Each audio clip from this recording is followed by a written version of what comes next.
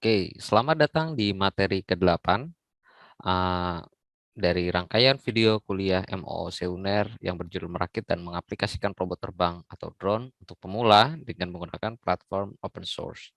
Nah, pada kali ini kita akan membahas bagaimana sih kita caranya agar bisa men-setup drone dan mengkalibrasi drone sebelum kita bisa gunakan.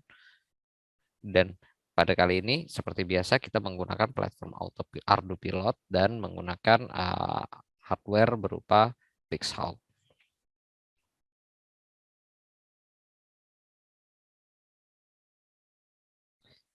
Nah, apa sih yang perlu dilakukan pertama kali agar kita bisa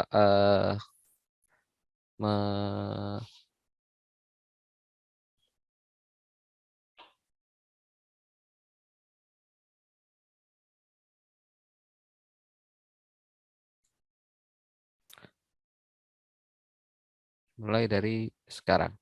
Oke, apa sih yang pertama kali kita perlu lakukan sebelum kita mulai untuk men-setup drone menggunakan Mission Planner? Ya, menggunakan platform Ardu Pilot, yang pertama kali kita harus lakukan yaitu kita harus menginstal terlebih dahulu Mission Planner. Nah, Mission Planner itu merupakan ground control station dari platform open source Ardu Pilot. Nah, ini bisa kalian download di uh, website Ardu Pilot, dan berikut ini merupakan linknya ya, link untuk link download Mission Planner yang terupdate. Juga Mission Planner ini linknya ini untuk Windows ya, untuk Windows. Jadi kalau yang uh, menggunakan Apple bisa coba dibuka sendiri di website karena memang ada juga disediakan ya. Nah, fitur-fiturnya ini banyak sekali ya. Mission Planner yang terbaru ini, dia ini bisa point and click waypoint ya. Kita bisa menggunakan, dia juga terintegrasi dengan Google Map, Bing, dan OpenStreetMap. Jadi kalau kita bikin mission itu ada drop down menunya, sekarang udah lebih baik ya. Download mission log files itu kita bisa lakukan, dan kita juga bisa menganalisa dari log filenya, lalu kita bisa konfigurasi autopilotnya, dan masih banyak lagi fitur-fitur yang memang berlimpah di software yang tanpa berbayar ini ya. Karena memang Mission Planner ini dikembangkan oleh banyak orang, dan memang kita pun juga memiliki kesempatan yang sama untuk mengembangkan Ardu Pilot. Karena ini benar-benar open source. Nah, itu merupakan salah satu kelebihan dari sistem open source. Nah, pada saat kita pertama kali setup ya, setelah kita install Mission Planner, yang perlu kita lakukan yaitu adalah connect autopilot ya ke komputer. Nah, di sini kita harus mengkonekkan ya, mencolok Ardu Pilot, maaf, autopilot Pixhawk yang kita punya ke komputer. Nah, itu menggunakan USB, kabel USB, micro USB ya. Dia nanti dicolok di tempat ini ya, lalu dicolok ke port USB komputer. Setelah kalian colok dan kalian buka di Mission Planner, kalian akan menemukan di pojok kanan atas ya, pojok kanan atas dari software ini ada COM ya, communication. COM berapa nih yang keluar? Ntar ada tulisan PX4 FMU ya, misalnya COM 34 ya, kalian pilih, dan ini baud rate-nya ini kalian bisa set 57600 agar lebih stabil. Kalau 115200 juga nggak masalah. Lalu kalian klik. Setelah kalian connect ya, klik jangan kalian connect dulu. Setelah kalian pilih COM34, jangan di connect dulu, tapi langsung masuk ke bagian initial setup ya. Nah, di situ ada install firmware, dan kalian bisa pilih ya. Kalian bisa pilih uh, platform apa yang akan kalian coba install di autopilot tersebut. Jadi sebenarnya Pixhawk ini bisa macam-macam ya, bisa Ardu Rover, bisa plane, fixed wing ya, bisa helikopter, ada Ardocopter yang model tricopter, ada yang octacopter, macam-macam. Nah, itu masing-masing memiliki firmware sendiri, dan kalian harus memilih firmware yang tepat yang untuk kalian pilih ya, yang kalian inginkan. Nah, kalau misalnya kalian ingin quad X, quadcopter ya, kalian pilih Ardocopter ini ya, quad ya, jenis quad ini. Nah, setelah kalian klik, Nah, nanti dia akan menginstal sendiri dan pastikan koneksi internet dari laptop kalian atau komputer kalian itu ada ya, sehingga dia bisa mendownload firmware yang terbaru. Setelah itu ya sudah. Dan kalau misalnya sudah ada muncul dialog box seperti ini, nanti ada erase, program, verify, upload, dan itu jadinya microcontroller yang ada di Pixhawk sudah diisi firmware yang sesuai dengan kalian inginkan dan yang terbaru. Nah, lalu untuk setup drone, pertama kali yang kalian harus lakukan salah satunya itu em, memastikan ya koneksi motor signal. Nah, kalau yang di awal tuh elektronik diagram itu ada sebetulnya, tapi di sini lebih detailnya. Di sini kalian bisa lihat portnya ya, ada port 1, 2, 3, 4. Ini bisa sampai 8 karena bisa sampai octocopter, tapi karena kalian hanya quadcopter bisa hanya 4 saja yang kalian gunakan ya. Di sini ada motor 1, motor 2, motor 3 ya, motor 4. Nah, ada 1, 2, 3, 4. Nah, ini jangan sampai terbalik-balik. Nah, dan pastikan arah motornya itu betul ya. Nah, ini yang warna biru ini CCW, maksudnya counterclockwise. Jadi arahnya itu ke kiri ya kalau kita lihat dari atas. Kalau cewek ke kanan. Nah, ini dipastikan ya, ini arah drone-nya, arah flight controllernya ke atas ini, dan lihat nih ada nomor 1, 2, 3, 4 ya. Lalu bagaimana caranya biar bisa tahu nih arahnya udah bener apa enggak? Nah, kalau misalnya pengen tahu arahnya udah bener apa enggak, kalian bisa masuk pada saat kalian connect ke uh, Pixhawk dan kondisi drone itu sudah lengkap terpasang semua, kalian bisa klik motor tes. Di sini ada tes motor A, B, C, D. Nanti bila kalian klik ya, nanti akan bergerak sedikit. Jadi gerakannya itu juga aman. Kalau misalnya ada propellernya juga aman, bisa terlihat, tapi gerakannya cuma sedikit. Tapi kalian jadi bisa tahu arah gerak motornya ya. Nah, bagaimana kalau ternyata arah motornya itu terbalik? Nah, kalau misalnya arahnya terbalik, kalian bisa eh, ini ya, kalian tuker ya. Jadi segini, motor itu ada 3 kabel ya. Ada kabel 1, 2, dan 3 ya. Kalau misalnya masuk ke ESC itu ada 3 kabel, seingat saya. Nah, 3 kabel ini yang dihubungkan ke, maaf.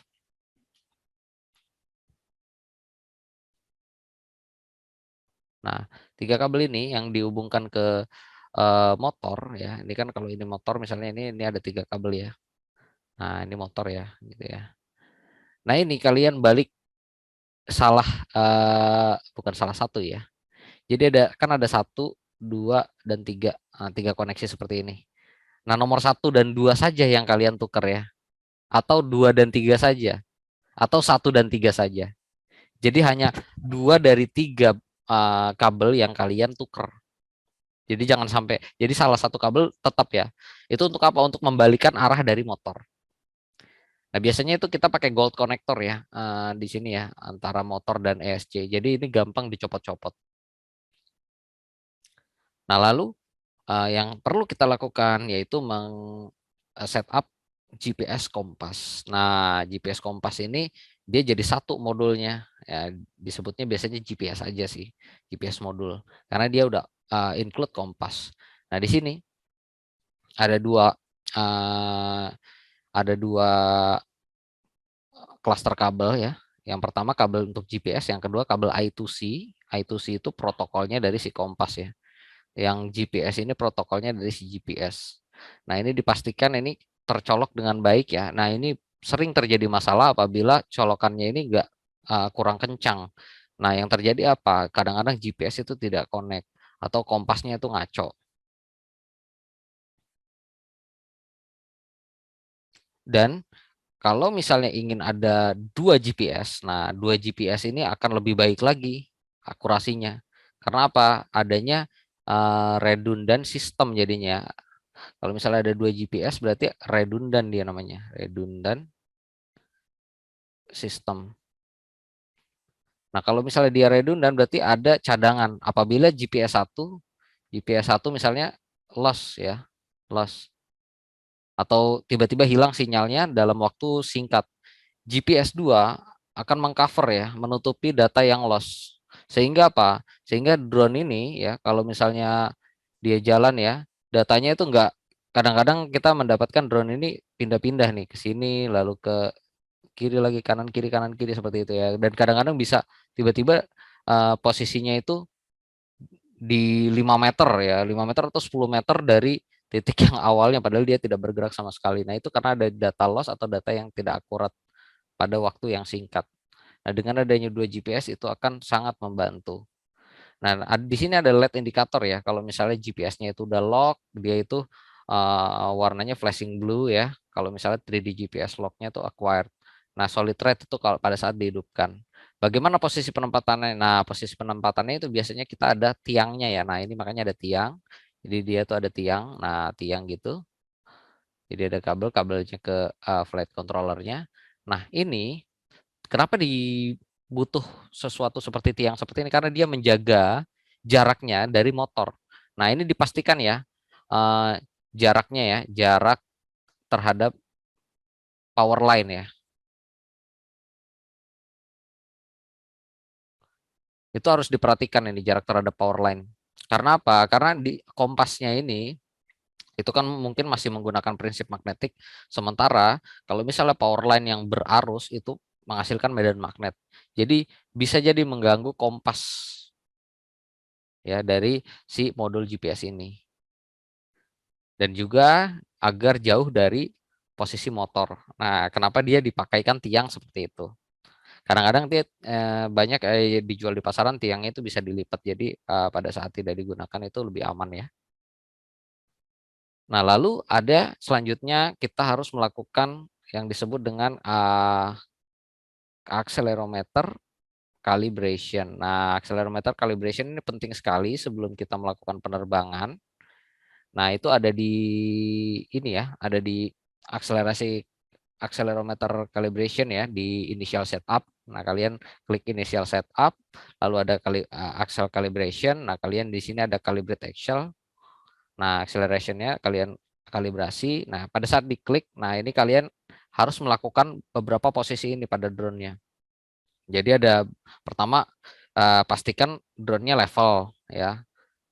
Setelah itu ntar klik next lagi, lalu ada left side, right side, next, nose down, lalu next lagi, nose up, next lagi, back side. Nah, ini dilakukan penting sekali karena untuk apa? Untuk mendapatkan data yang benar dari si accelerometernya. Nah, lalu selanjutnya kita harus mengkoneksikan ya. Kalau tadi kita koneksikan Pixhawk itu menggunakan USB micro USB biasa, kita sekarang menggunakan SIG radio. SIG radio itu disebut telemetri modul. Jadi, yang tadinya kita menggunakan USB, kita tanpa harus menggunakan USB, kita bisa mengakses seluruh data yang ada di Pixhawk.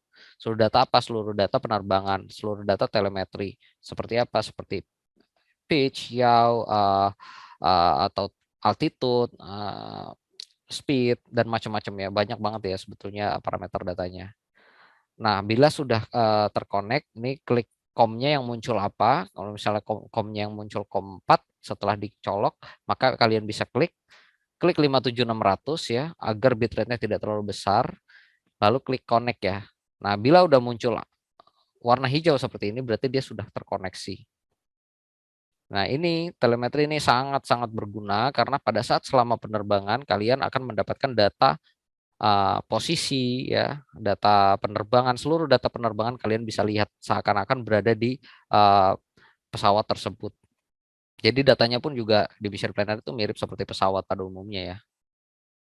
Oke, mungkin cukup sampai di sini ya untuk setup dan kalibrasi drone menggunakan Ardu Pilot. Sampai ketemu lagi di video selanjutnya.